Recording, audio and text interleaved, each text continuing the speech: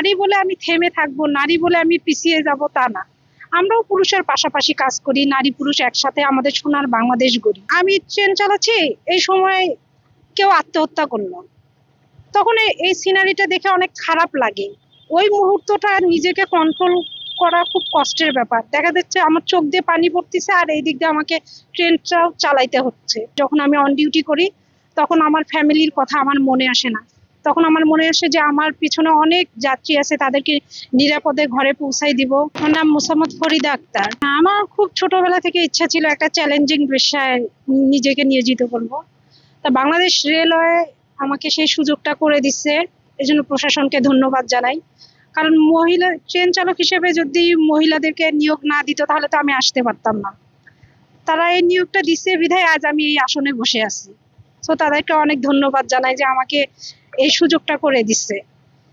আর আমি মনে করব একজন নারী এলএম হিসেবে, নারী ট্রেন চালক হিসেবে অন্যান্য পেশায় যারা আছে, যে যেখানে আছে, যে নারী যেখানেই থাক না কেন, তাদের কাজের দক্ষতার মাধ্যমে সেই পেশাকে উজ্জ্বল করে দিতে পারে।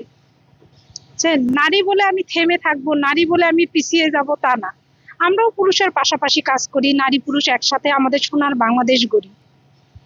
এটাই হচ্ছে সবচেয়ে বড় কথা। চাকরি করতে গিয়ে হঠাৎ করে কখন কি প্রতিবন্ধকতা সৃষ্টি হবে সেটা মানে বলতে পারা যায় না। এক এক সময় এক এক রকম হচ্ছে প্রতিবন্ধকতা আসে। যেমন দেখলাম আমি ট্রেন চালাচ্ছি, এই সময় কেউ আত্মহত্যা করলো, তখন এই সিনারিটা দেখে অনেক খারাপ লাগে।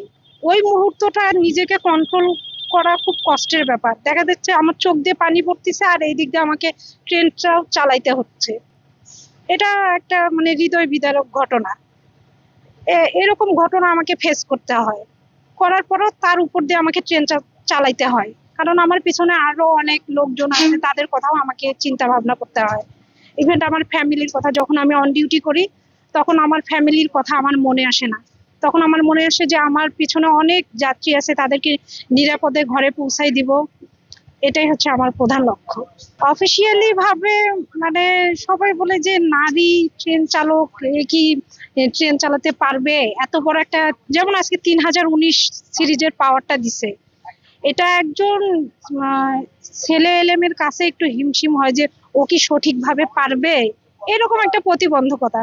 কিন্তু যখন তারা আমার কাজটা দেখে, আমাকে দেখে মনে করে না যে পারবে কিনা, যখন আমি কাজটা করে দেখাইতে পারি তখন তারাও অনেক খুশি হয়। আর আমারও অনেক ভালো লাগে যে আমি সেই বিশ্বাসটা গড়াই দিতে পারছি।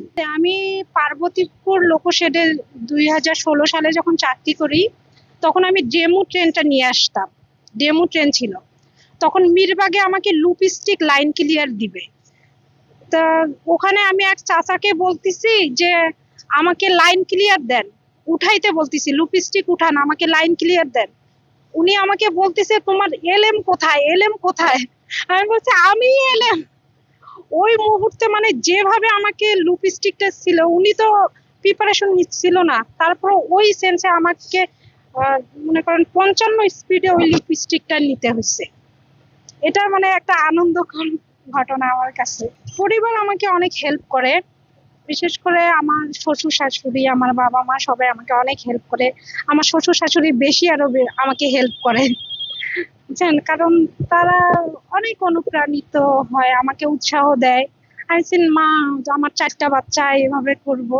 তো হচ্ছে বাচ্চা সাথে কি হয়েছে, আল্লাহ তোমার যে রিজেক্ট দিচ্ছে এটা তো তুমি নিজে ইচ্ছা করে আসো না, আল্লাহ তোমার রিজেক্ট এখানেই রাখছে। তুমি তো অনেক চাকরিতে অ্যাপ্লাই করছো কিন্তু হয়নি, তোমার রিজেক্টটা আল্লাহ এখানে দিছে, তো এই চাকরিটা ভালো করে গেছে। যে বাচ্চারা আছে যে তখন টেনশন হয়, হচ্ছে তুমি অনেকের জীবন জানমাল অনেক নিরাপদে পৌঁছায় দিচ্ছ না, তো আল্লাহ তোমার বাচ্চাকে সেফ জোনেই রাখবে। অন্যান্য নারীদের উদ্দেশ্যে বলতে চাই, আমরা নারীরা যে যেখানেই থাকি না কেন, তাদের যে দক্ষতা সেই দক্ষতা প্রমাণ করুক। আমি নারী ট্রেন চালক হয়েছি, আমার দক্ষতা ট্রেন চালানো। যে গৃহিণী সে ভালো রান্না করে, তারপর যে পোশাক বানায় দর্জি, তারা ভালো কাপড় সেলাই করে, যে যে দক্ষতায় থাকুক না কেন, দক্ষতাকে মানে ফুটিয়ে তুলুক, অনেক সুন্দর করুক। আর সব নারীরা যে যে ধর্মেই থাকুক, যে যে পেশায় নিয়োজিত হোক, সবাই যেন শালীনতা বজায় রেখে তাদের কাজটা করে।